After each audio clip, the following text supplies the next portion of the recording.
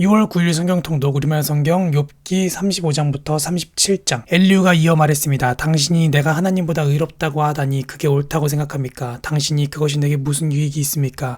내가 죄를 깨끗이 없애면 얻을 것이 무엇입니까? 라고 했으니 말입니다. 내가 당신과 당신 친구들에게 대답하겠습니다. 우러러 하늘을 보십시오. 당신보다 훨씬 높이 있는 구름을 보십시오. 당신이 죄를 짓는다고 그분께 무슨 영향이 있겠습니까? 당신의 죄가 많다 해도 그분과 무슨 상관이 있겠습니까? 당신이 의롭다 해서 그분께 무엇을 드리겠습니까? 그분이 당신 손에서 무엇을 얻으시겠습니까? 당신의 악은 당신 같은 사람에게 해를 끼치고 당신의 의도 인간들에게나 영향을 줄 것입니다. 사람들은 억압이 심해지면 울부짖게 되며 힘있는 사람들의 팔에 눌려서 부르짖습니다. 그러나 아무도 나를 지으신 하나님이 어디 계시냐 밤에 노래하게 하시고 땅의 짐승들보다 우리에게 더 많은 것을 가르쳐 주시며 우리를 공중의 새들보다 더 지혜롭게 하시는 분이 어디 계시냐라고 말하지 않습니다.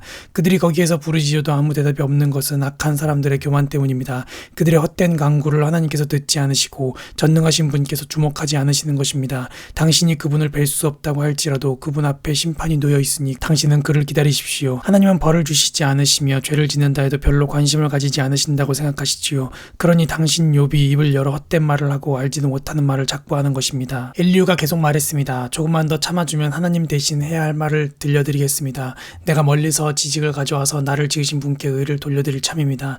내 말은 진정 거짓말이 아니니 온전한 지식을 가진 이 사람이 당신과 함께 있습니다. 하나님은 전능하시지만 누구도 멸시하지 않으십니다. 그분은 힘과 지혜에 있어서 전능하십니다. 그분은 악인의 생명을 보존하지 않으시고 억눌린 사람의 권리를 보장하시며 의인에게서 눈을 떼지 않으시고 왕과 함께 왕자에 앉혀 영원히 세우고 높이십니다.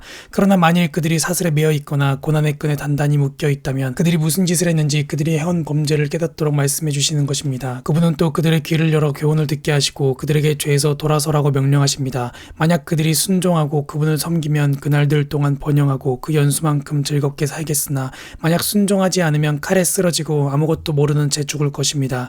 그러나 불경한 사람들은 마음속에 분노를 쌓아놓고는 그분이 그들을 묶어도 도와달라고 부르짖지 않습니다. 그들은 젊어서 죽고 그 목숨이 남창들처럼 끊어질 것입니다.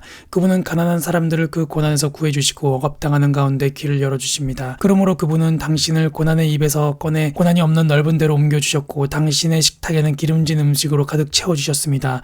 그러나 당신은 악인이 받을 심판으로 가득합니다. 심판과 공의가 당신을 붙들고 있는 것입니다. 엄청난 분노로 이를 그르치지 않도록 하십시오. 속전을 많이 바친다고 용서받는 것은 아닙니다. 당신의 재물 아니 금이나 다른 어떤 힘도 당신을 고난에서 구해내지 못할 것입니다.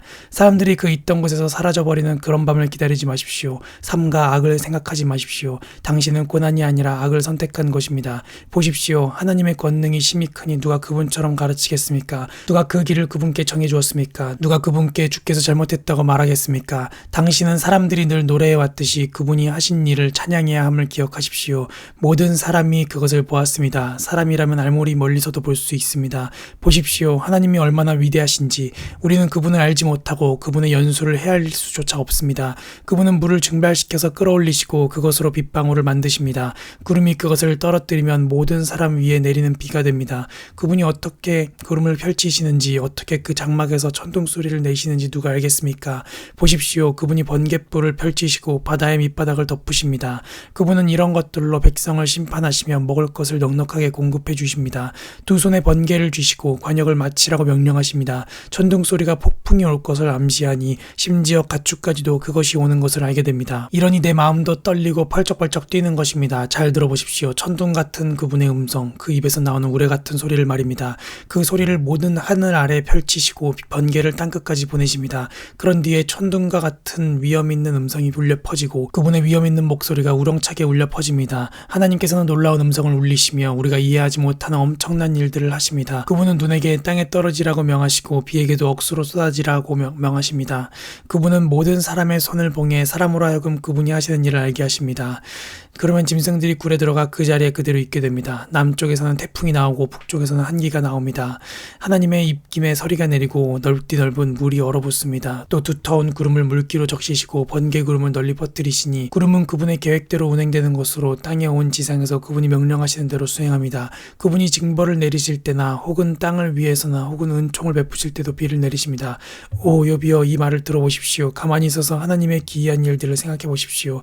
하나님께서 언제 구름을 움직이시고 그 번갯불을 내시는지 압니까? 구름이 어떻게 공중에 잘 매달려 있는지 지식이 완전하신 분의 이런 기이한 일들을 알기나 합니까? 남쪽에서 바람이 불어와 땅이 고요해지고 당신의 옷이 어떻게 따뜻해지는지 압니까? 당신이 그분과 함께 부어 만든 거울처럼 단단한 하늘을 펼칠 수 있습니까? 우리가 그분께 무슨 말을 해야 할지 가르쳐 주십시오. 도무지 캄캄해 무엇이 무엇인지 알 수 없습니다. 하고 싶은 말이라고 그분께 다 고하겠습니까? 삼킴을 당하고 싶어서 말한단 말입니까? 사람들이 구름 속의 빛을 보지 못할 때도 있지만 바람이 지나가면 다시 맑아지는 법입니다. 북방에서 금빛이 나오고 하나님께는 두려운 위험이 있습니다. 우리는 능력이 크신 전능하신 분께 나아갈 수 없습니다. 그분의 심판이나 무한한 공의는 왜곡될 수 없습니다. 그러므로 사람이 그분을 경외하는 것입니다. 그분은 스스로 지혜롭다는 사람을 거들떠보지도 않으십니다. 아멘.